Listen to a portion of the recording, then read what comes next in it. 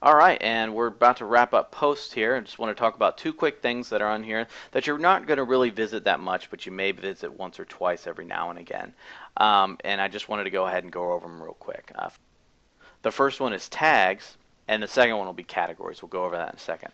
The tags are basically those one-word keywords that you're going to associate with each of your posts. If you wanted to go ahead and if you wanted to just add them right here or be able to edit them here, you're going to go to this tag section. Some themes, but not many, once again, are going to utilize a description of a tag. So maybe if you wanted to use that, you can, but it's not really something that's very big that you needed to do. The categories section is something that you might want to visit. The categories basically is pretty self-explanatory. You have a category name and sometimes a description, but once again, check with your theme on that. But the major thing about a category is you can have this thing called a category parent. Basically, you can set up subcategories within your site for your posts. So let's say if we're using the example of Apple again, well, you can have maybe, let's say, an Apple category, but then you can have subcategories of each of its products, such as the iPhone, the iPad, the Mac Mini, the Mac Pro, so on and so forth.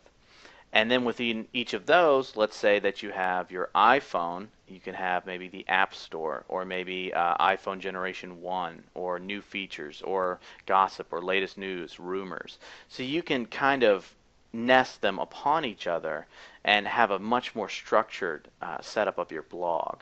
So that pretty much does it for categories. One other thing that's a really useful option inside of categories is if you go to your category section and you can see the different options that are available, you can also see how many posts are in your category.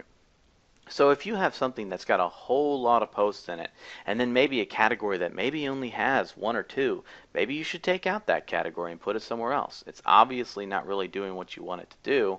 So this is kind of a nice little overview of exactly where the most of your blog content is basically being directed. So that pretty much does it for posts, and next we are going to move on to links.